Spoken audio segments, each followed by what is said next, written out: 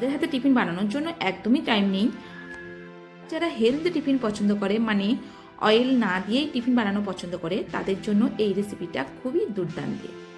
দেখে আজকে পিঠের মতো হলেও এটা কিন্তু আজকে পিঠে না, এটা হচ্ছে দক্ষিণ ভারতের একটা স্বাদিষ্ট খাবার, সেট ধোসা। যতটাই সোজা খেতে, তার থেকেও অনেক বেশি সুস্বাদু। তোমরা ঘরে থাকা উপকরণ দিয়েই এই রেসিপিটা বানিয়ে নিতে পারবে। আশা করি তোমরা ভালো আছো। সবার প্রিয় বাঙালির কিচেনে তোমাদের স্বাগত। ধোসা বানানোর জন্য একটা ছোট গ্লাসে 1 গ্লাস মাপের চাল আমি নিয়েছি। চাল দিয়ে আমরা ভাত তৈরি করে খাই, সেই চালও তোমরা নিতে পারো, কিংবা আলু চালও এখানে ব্যবহার করতে পারো। আর তার সঙ্গে দেখো 3/4 গ্লাস আমি নিলাম ডাল। ডাল দুটোকে একসঙ্গে মোটামুটি 1 ঘন্টার মতো ভিজিয়ে রেখে দেবো। আর 1 ঘন্টার পর তোমরা দেখতেই পাচ্ছ খুব ভালোভাবে ভিজে গেছে। এইবার এর সঙ্গে মিক্স করে দেবো 1 গ্লাস পরিমাণ সুজি, মানে যেটাতে ইডলি বানানো হয়। দেখো একটা মিক্সার গ্রাইন্ডার জার নিয়েছি, আর এটাকে আমি একবার জল দিয়ে ভালো করে ধুয়ে নিয়েছি। এরপর ডাল আর সুজি আমি মিক্সার গ্রাইন্ডার জারের মধ্যে নিয়ে নেব। এখানে তোমাদের একটা কথা বলে রাখি, যদি তোমাদের ইডলি সুজি না থাকে তাহলে কিন্তু তোমরা 1.5 থেকে 1.25 গ্লাসের মতো চাল ব্যবহার করতে পারো। এইবার দেখো খুব সুন্দর একটা আমি স্মুথ পেস্ট বানিয়ে নিয়েছি, আর এটাকে আমি এরপর একটা বড় বাটির মধ্যে দিয়ে দেব। এইবার চলো এটাকে ঢেকে দেবো 3 থেকে 4 ঘন্টা কিংবা সারা রাত ধরে এটাকে ভিজে রেখেছিলাম। আর পরের দিন সকালবেলায় দেখো আমি এখানে নিয়েছি 1/2 কাপের মতো চিড়ে, আর তার সঙ্গে মিশিয়ে দিলাম 1/2 কাপ পরিমাণ টক দই। চিড়ে দইটাকে খুব ভালো করে মিক্স করে নিতে হবে। এইবার একটা ছোট মিক্সার গ্রাইন্ডার জার নিয়েছি, আর তাতে আমি চিড়ে দইটাকে দিয়ে দেব। আর এদিকে তোমাদেরকে আমি দেখাবো যে আমি পেস্টটা বানিয়ে রেখেছিলাম, সেটা দেখো খুব সুন্দর একদম স্মুথ হয়েছে, আর সাধারণের থেকে একটু বেশি ফুলে আছে। সারাদিন এইভাবে রেস্টে রেখে দিলে এটা দুগুণ ফুলে যাবে। তো এইবার 1 চামচ পরিমাণ পেস্ট আমি এখানে দিয়ে দেবো, আর খুব ভালো করে আমি এটাকে মিক্স করে নেব। তোমরা দেখতেই পাচ্ছ খুব ভালো করে আমি এটা গ্রাইন্ড করে নিয়েছি। এবার সমস্ত মিক্সচারটা এখানে আমি ঢেলে দিয়ে এটার সঙ্গে মিক্স করে নেব। এই যে আমি রেসিপিটা বানাচ্ছি মানে সেট ধোসা, এটার জন্য ব্যাটারটা কিন্তু খুব ভালো করে তোমাদেরকে তৈরি করতে হবে। দেখো হাত দিয়ে আমি সমস্ত ব্যাটারটাকে খুব ভালো করে মিক্স করে নিচ্ছি। তোমরা দেখতেই পাচ্ছ সমস্ত ব্যাটারটা, মানে আগে যে আমি ব্যাটারটা তৈরি করেছিলাম আর এখন যে ব্যাটারটা তৈরি করলাম, সেই দুটোকে আমি খুব ভালো করে মিক্স করে নিয়েছি।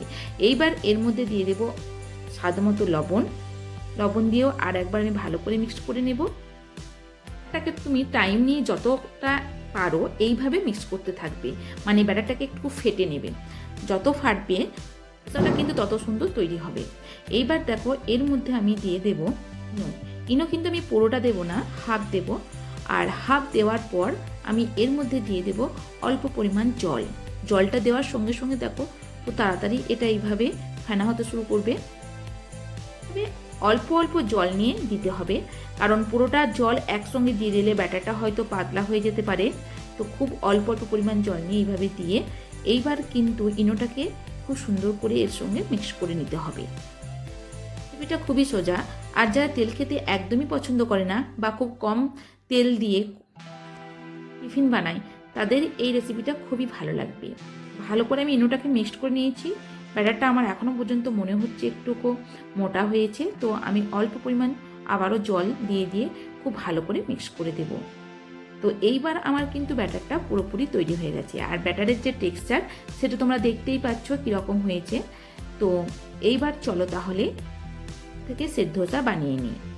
তো একটা তাওয়া আমি গ্যাসের উপর চাপিয়ে দিয়েছি, আর দেখো তাওয়াটা ভালো করে গরম হয়ে যাওয়ার পর এইভাবে একটা টিস্যু পেপার দিয়ে তাকে মুছে নিবে। তো তাওয়াটা দেখো আমি কিন্তু খুব ভালো করে মুছে নিয়েছি। এইবার পুরোপুরি 1 চামচের মতো ব্যাটার নিয়ে আমি এখানে দিয়ে দেবো। আমি 1 চামচ ব্যাটার দিয়ে তোমাদেরকে দেখাচ্ছি। ব্যাটারটা কিন্তু আমি দিয়ে দিলাম, কোনো রকমভাবে তাওয়াটাকে কিন্তু আমি নড়াবো না। এইবার এর মধ্যে আমি ঢাকা দিয়ে দেব, আর ঢাকা দেওয়ার পর ঢাকা দিয়েছি। এবার ধীরে ধীরে সেদ্ধ ধোসা হয়ে গেছে। তো 2 থেকে 3 মিনিট, মানে খুব জোর হলে একটা পিঠে বানাতে 2 থেকে 3 মিনিট লাগবে। তো এটা দেখো সেই রকম কিন্তু অতটা ভালো হয়নি।